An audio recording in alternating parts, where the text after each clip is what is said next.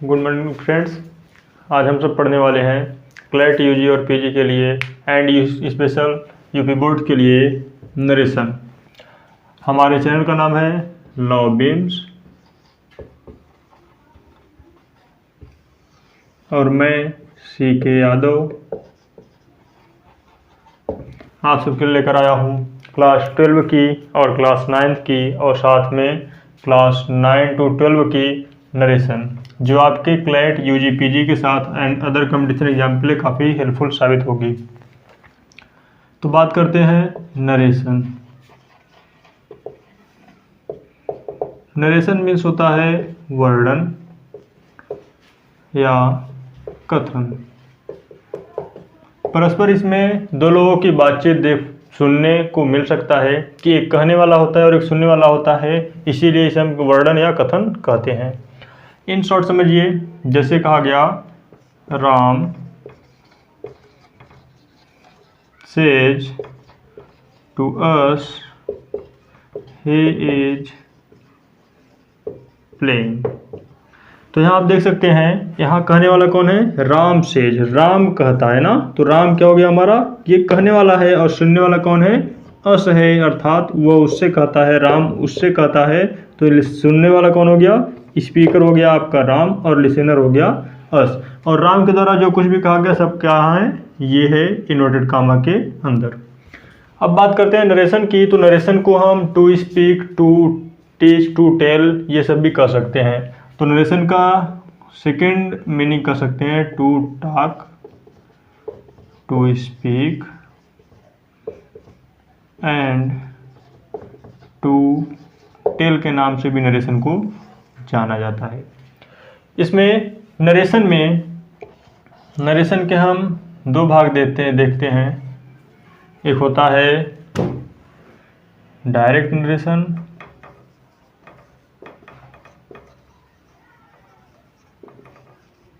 And second होता है indirect narration.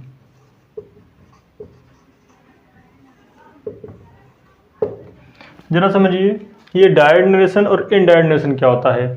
Direct narration वह होता है जब वक्ता द्वारा कही गई बात को हम ज्यों का त्यों कहें, वही क्या होता है? Direct narration. इन शॉर्ट समझिए, इसे हम प्रत्यक्ष कथन भी कहते हैं।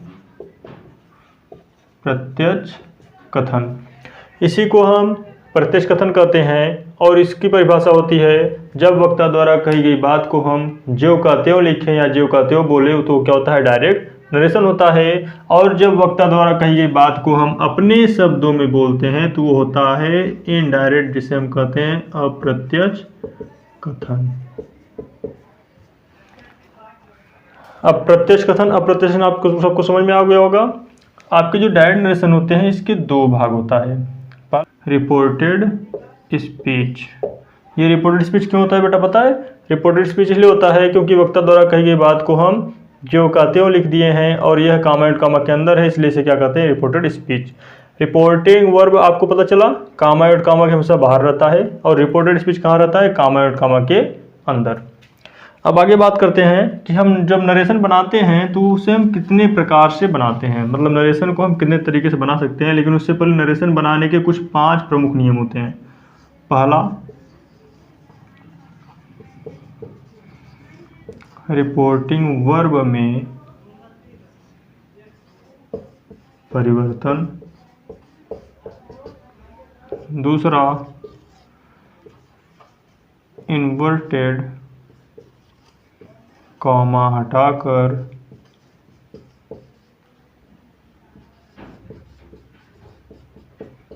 उचित कंजक्शन का प्रयोग।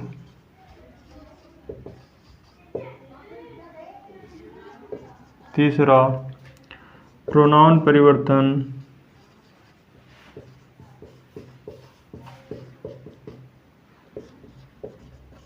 चौथा, टेंस परिवर्तन।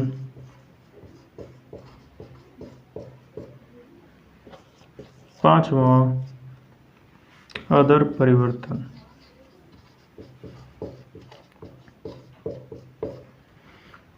तो डायरेक्ट से इनडायरेक्ट बनाने के ये 5 प्रमुख नियम होते हैं, जिसमें आपका पहला होता है रिपोर्टिंग वर्ब, अर्थ में परिवर्तन। दूसरा होता है इन्वर्टेड कॉमा हटाकर उचित कंजक्शन का प्रयोग, जैसे अलग अलग सेंटेंस में अलग अलग प्रकार के हमारे कंजक्शन लगते हैं।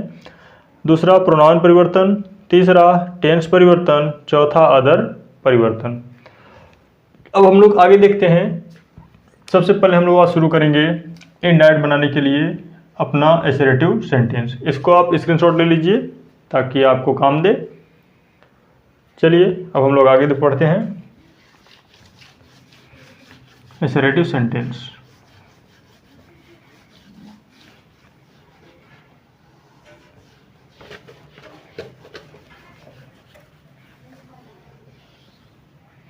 पहला sentence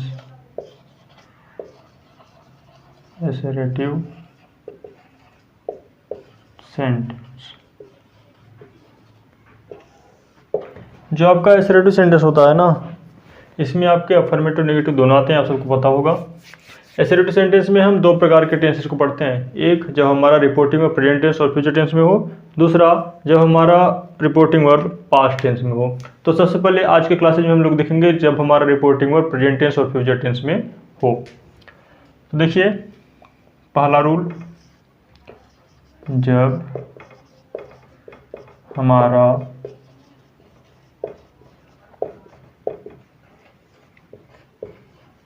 reporting verb present tense या फ्यूचर टेंस में हो तो बेटा इसमें हम तीन प्रमुख परिवर्तन करते हैं। पहला रिपोर्टिंग वर्ब में परिवर्तन, दूसरा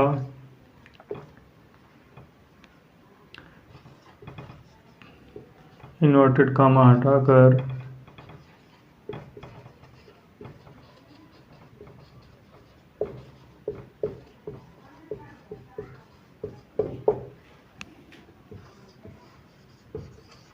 कंजक्शन दैट का प्रयोग,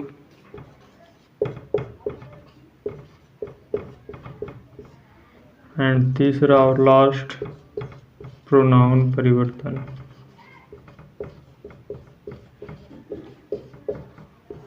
ठीक है, तो ये तीन परिवर्तन करते हैं जब हमारा रिपोर्टिंग वर्ब कहाँ हो, प्रेजेंट टेंस में हो। तो पहला नियम देखेंगे रिपोर्टिंग वर्ब में परिवर्तन। तो रिपोर्टिंग वर्ब में क्या होगा बेटा, परिवर्तन। वह किस तरीके से होगा जरा समझो। जब कभी भी आपका से आएगा तो उसे हम इनडायरेक्ट में से में ही रखेंगे। से जाएगा तो इनडायरेक्ट में सेज का सेज ही रहेगा। से टू आएगा तो उसे हम टेल में बदलेंगे, और यदि सेज टू आएगा तो उसको हम टेल्स में बदलेंगे। पहला समझ में आया। और दूसरा तो आपको यहाँ लिखा दिया गया है कि इन्वर्टेड कॉमा हटाकर क्या लगाना है, कंजक्शन दैट का प्रयोग। किसका प्रयोग, दैट का प्रयोग। अब जरा आगे समझिए प्रोनाउन परिवर्तन। थर्ड की बात करें तो प्रोनाउन परिवर्तन में आपका जो प्रोनाउन होता है वह हर एक तरीके से अलग अलग तरीके से चेंज होता है। तो प्रोनाउन परिवर्तन में हम लोग पहला देखते हैं, प्रोनाउन परिवर्तन में थर्ड प्रोनाउन परिवर्तन। इसमें जब हमारा रिपोर्टेड स्पीच का कर्ता फर्स्ट पर्सन का हो तो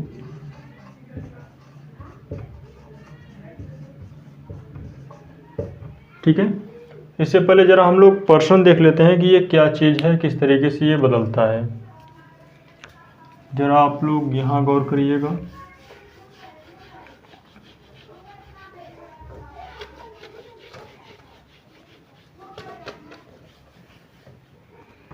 जैसे आपको कहा गया first person, second person and third person.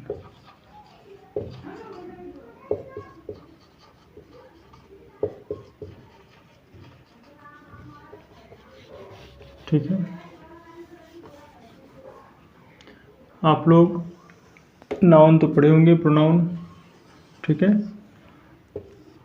यहाँ हमारा पर्सन होता है और ये काज होता है, कारक।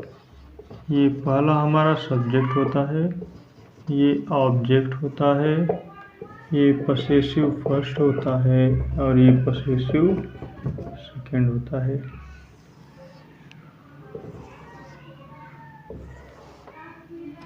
फर्स्ट पर्सन में आप सबको पता है क्या आता है, आई और वी। ऑब्जेक्ट क्या होता है आई का, मी और अस। यहाँ पर पसेसिव हो जाता है माई और आवर, यहाँ पर माइन और आवर्स। सेकंड पर्सन आप सबको पता ही है कि सेकंड पर्सन बेटा एक ही होता है, क्या, यू। तो यहाँ भी यू का यू ही रहेगा, योर, योर्स। कटत ना है, ही, सी, इट, दे। ही का हिम, सी का हर, इट का इट, दे का them. His, hers, its, their. और पसेसिव सेकंड हो जाता है his, hers, its and theirs. तो ये हमारा होता है person, first person, second person, third person. तो आज हम लोग देखने वाले हैं फर्स्ट पर्सन। ठीक है, तो फर्स्ट पर्सन देखिए, जब कभी भी आएगा तो फर्स्ट पर्सन क्या करेंगे, का हो तो फर्स्ट पर्सन हम किसके अनुसार बदलेंगे, रिपोर्टिंग वर्ब के सब्जेक्ट के अनुसार, सब्जेक्ट के अनुसार बदलते हैं।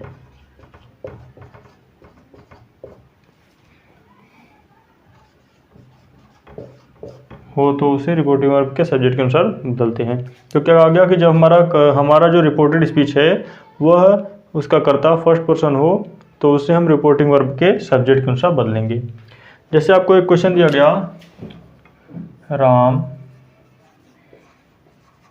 Says I am going. ठीक है, Ram says I am going. तो हमें अब आप ये बताइए, यहाँ देखिए क्या है, सेज है ना बेटा, तो सेज का क्या होता है, सेज का सेज ही रहेगा, तो क्या हो जाएगा, राम सेज। अब यहाँ कामा, इन्वर्टेड कामा है ना, इसको हटाने के लिए हमने अभी आपको बताया था, किसको हटाने के लिए क्या लगेगा, दैट का प्रयोग करेंगे। किसका, दैट का, क्योंकि एसर्टिव सेंटेंस है ना। तो राम सेज दैट। अब यहाँ देखो आई है, कौन सा पर्सन है, फर्स्ट पर्सन है, तो उसे रिपोर्टिंग वर्ब बाहर वाला है ना, तो रिपोर्टिंग बाहर वाला क्या है, सब्जेक्ट राम है। तो आई को हम राम के अनुसार बदलेंगे। तो देखो राम किस में आता है, कोई भी नाम होता है, कोई भी नेम होता है तो थर्ड पर्सन में आता है ना बेटा। राम क्या है, लड़का, लड़के के लिए क्या लगता है, ही, और यहाँ क्या है, आई। आई को हम ही के अनुसार बदलेंगे और हमें यहाँ क्या चाहिए, सब्जेक्ट ही चाहिए। तो यहाँ क्या आ जाएगा, सब्जेक्ट ही आ जाएगा डायरेक्ट, ही। और टेंस परिवर्तन नहीं होगा, इज हो जाएगा गोइंग का गोइंग। एक बार फिर समझिए, जब भी फर्स्ट पर्सन हो, कर्ता जब भी हमारा फर्स्ट पर्सन हो तो रिपोर्टिंग वर्ब के सब्जेक्ट के अनुसार बदलना है। तो हमारा कर्ता फर्स्ट पर्सन था, आई था, और यहाँ राम था, तो राम के अनुसार यहाँ हमें एक वचन की आवश्यकता थी, तो राम भी हमारा एक वचन है, तो यहाँ राम के लिए क्या लगता है बेटा, लड़के के लिए ही। तो हमारे यहाँ क्या आ गया, ही आ गया, और टेंस में कोई परिवर्तन नहीं करना है। ठीक है, आगे देखते हैं।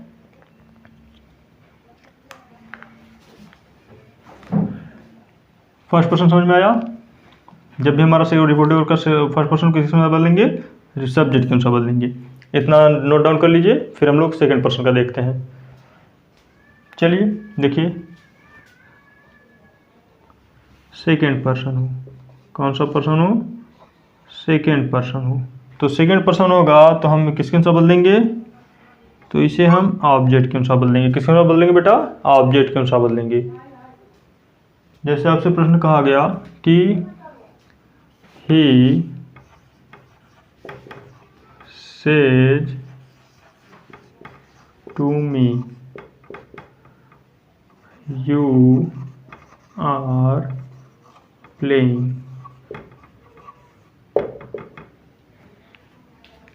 तो ये बताइए, या यहाँ पर हम 18 लेते हैं, आप सबको क्लियर रहेगा 18। और हमें ये बताओ बेटा, he says to me comma invert comma you are eating. तो यहाँ देखो हमारा क्या आ गया, सेकंड पर्सन आ गया ना, देखो यहाँ सेकंड पर्सन यू। तो हमें ये बताओ सेज टू का क्या होता है, सेज टू का टेल्स। तो क्या हो जाएगा, he tells me comma invert कामा हटाएंगे तो क्या लगेगा बेटा, दैट। यू सेकेंड पर्सन है ना, तो ऑब्जेक्ट के अनुसार बदलेगा। ऑब्जेक्ट क्या है यहाँ, मी है ना, ये देखो यहाँ ऑब्जेक्ट मी है, क्योंकि सब्जेक्ट ये हुआ तो ऑब्जेक्ट ये हुआ। तो अब देखो यहाँ यू को बदलना है मी के अनुसार, तो मी तो ऑब्जेक्ट है और यू क्या है, सब्जेक्ट है। अब हम क्या करेंगे, इसका सब्जेक्ट लेंगे। तो इसका सब्जेक्ट क्या होता है बेटा, आई होता है ना, तो यहाँ क्या आ जाएगा, आई आ जाएगा। और टेंस परिवर्तन नहीं होगा तो आई के साथ एम लगता है और ईटिंग का ईटिंग हो जाएगा। समझ में आया, ये चीज़ समझ में आ गई होगी। फिर से देख लो, जब भी सेकंड पर्सन होगा तो उसे हम किसके अनुसार बदलेंगे, ऑब्जेक्ट के अनुसार बदलेंगे। ऑब्जेक्ट क्या है हमारा, मी है, तो यू को हम मी के अनुसार बदलेंगे। तो यहाँ देखो यू हमारा सब्जेक्ट है ना, और यहाँ ऑब्जेक्ट है मी, तो हम क्या करेंगे, मी का सब्जेक्ट लेंगे। मी का सब्जेक्ट क्या होता है, आई। मी का सब्जेक्ट क्या हो गया, आई। तो हम यहाँ क्या लिख देंगे, आई, और टेंस परिवर्तन नहीं होगा, सेम जैसे है वैसे ही होगा। लेकिन इसमें एक कंडीशन और बनता है बेटा, जब रिपोर्टिंग वर्ब में ऑब्जेक्ट ना हो तो हम हिम, हर या देम में से कोई एक मान लेते हैं। ठीक है, क्या कहा गया कि जब रिपोर्टिंग वर्ब में ऑब्जेक्ट ना हो तो हम क्या करेंगे, हिम ले लेंगे, हर लेंगे या देम ले लेंगे। जैसे देखो, Ramu says you are weeping. Ramu says you are weeping. तो यहाँ देखो सेज है ना, तो सेज का क्या होगा बेटा, सेज का सेज ही होगा। तो रामू सेज का सेज ही रहेगा, कामा इनवर्ट कामा हटाएंगे तो दैट लग जाएगा। अब बताओ हमें यहाँ ऑब्जेक्ट है नहीं है ना, यहाँ क्या दिखा हमें, यू सेकंड पर्सन दिखा। अब यू को हम बदल पाएंगे, नहीं बदल पाएंगे, तो क्या करेंगे, हम हिम ले लेंगे, हर ले लेंगे या देम ले लेंगे। तो तीनों में से एक लेंगे। जैसे मान लो हमने हिम ले लिया, तो यू को हम हिम के अनुसार बदलेंगे। यू को हमने हिम के अनुसार बदला तो सब्जेक्ट क्या आ गया, ही आ गया। लेकिन यहाँ देखना है कि यू एक वचन है कि बहुवचन है। तुम रो रहे हो तो रोने का काम कोई अकेला ही कर रहा है ना, कि सब लोग साथ में रोएंगे बेटा, एक अकेला कर रहा है। अगर मान लो हम यहाँ देम रख लें हिम के अनुसार, फिर भी क्या रख लें, देम। हमने देम रख लिया तो देम हमारा यहाँ है ना, तो देम का क्या होता है, दे होता है सब्जेक्ट। तो क्या यहाँ दे आ जाएगा, नहीं। हमें देखना होगा कि हमारा कर्ता जो है यू जो है वह एक वचन का है या बहुवचन का। तो यू आर वीपिंग, तुम रो रहे हो, तो बताओ इसमें अकेला व्यक्ति रो रहा है कि एक से ज़्यादा लोग रो रहे हैं। अकेले व्यक्ति के लिए भी बोला जा सकता है यू। तो क्या प्रयोग होगा, दे तो कभी नहीं प्रयोग होगा क्योंकि दे बहुवचन है। इट तो निर्जीव और स्थान के लिए लगता है, ये कभी नहीं प्रयोग होगा। आपका बच्चा ही या सी, तो आप ही या सी में से कोई एक रख सकते हैं। तो यहाँ आप ही रख सकते हो या सी रख सकते हो, उसके साथ में क्या आ जाएगा, इज वीपिंग। ठीक है, कितना समझ में आया, एक बार स्क्रीनशॉट ले लो फिर आगे चलते हैं। हो गया, चलो हम आगे देखते हैं। अब बारी करते हैं हम लोग थर्ड पर्सन की। सेकंड पर्सन समझ में आ गया, जब हमारा रिपोर्टिंग करता क्या हो, थर्ड पर्सन हो। क्या हो, थर्ड पर्सन का हो। तो उसमें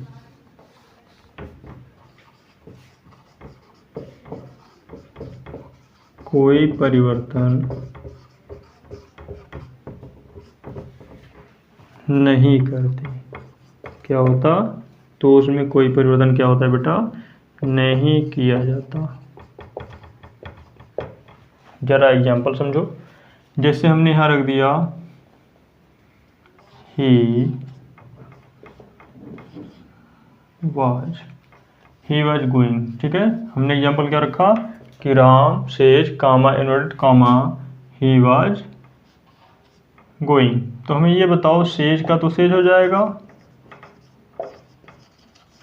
कामा एंड कामा हटाएंगे तो दैट। अब यहाँ ही वॉज गोइंग है ना, ही कौन सा पर्सन है बेटा? देखो ही सी इट दे तीनों थर्ड पर्सन है ना, तो थर्ड पर्सन आएगा तो इसमें क्या करना होता है? कोई परिवर्तन नहीं होगा, ये जैसे है वैसे ही लिखा जाएगा। समझ में आया? तो आज के लिए इतना ही।